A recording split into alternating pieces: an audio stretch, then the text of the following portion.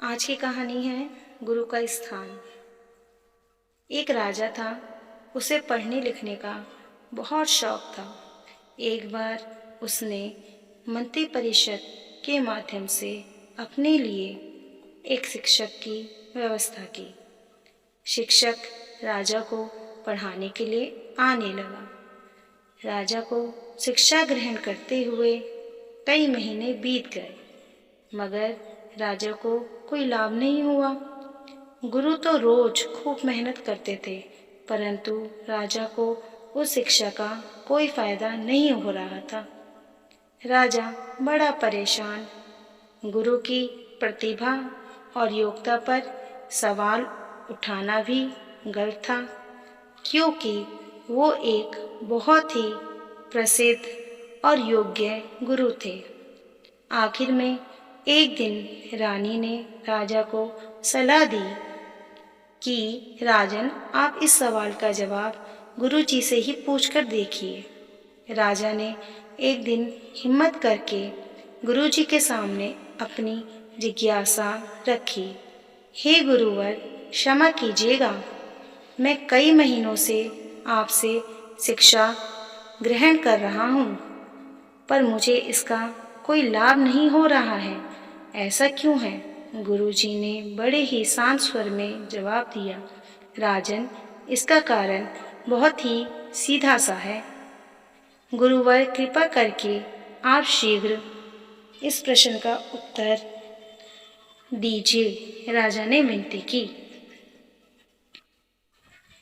गुरुजी ने कहा, राजन, बात बहुत छोटी है, परंतु आप अपने बड़े होने के अहंकार के कारण इसे समझ नहीं पा रहे हैं और परेशान और दुखी हैं। माना कि आप एक बहुत बड़े राजा हैं, आप हर दृष्टि से मुझसे पद और प्रतिष्ठा में बड़े हैं, परंतु यहाँ पर आपका और मेरा रिश्ता एक गुरु और शिष्य का है। गुरु होने के नाते मेरा स्थान आपसे उच्च होना चाहिए, परंतु आप स्वयं ऊंचे सिंहासन पर बैठते हैं और मुझे अपने से नीचे के आसन पर बैठाते हैं।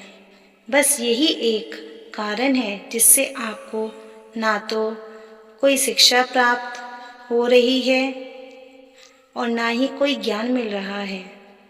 आपके राजा होने के कारण मैं आपसे यह बात नहीं कह पा रहा था।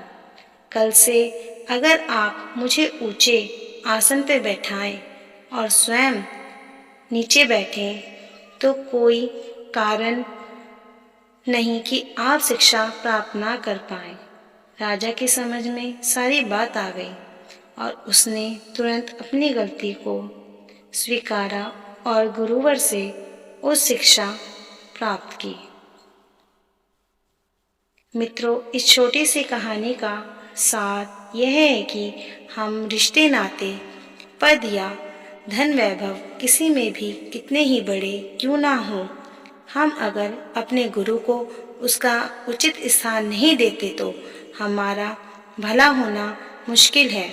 और यहाँ स्थान का अर्थ सिर्फ ऊंचा या नीचे बैठने से नहीं है। इसका सही अर्थ है कि हम अपने मन में गुरु को क्या स्थान दे रहे हैं। क्या हम सही मायने में उनको सम्मान दे रहे हैं या स्वयं के ही श्रेष्ठ होने का घमंड कर रहे हैं? अगर हम गुरु या शिक्षक के प्रति हे भावना रखेंगे तो हमें उनकी योग्यताओं एवं अच्छाइयों का कोई लाभ नहीं मिलने वाला। और अगर हम उनका आदर करेंगे, उन्हें महत्व देंगे, तो उनका आशीर्वाद हमें सहज ही प्राप्त होगा। यदि आपको मेरी ये वीडियो पसंद आई हो तो इसे लाइक कीजिएगा, शेयर करिएगा और सब्सक्राइब करिएगा। Thank you.